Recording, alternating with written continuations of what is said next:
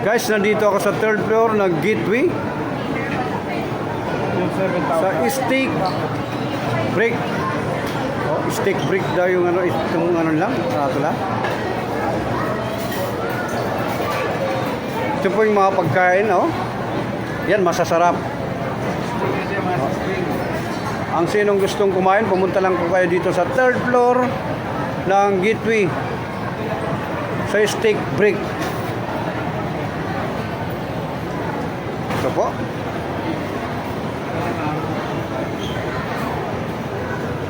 Hello, sir.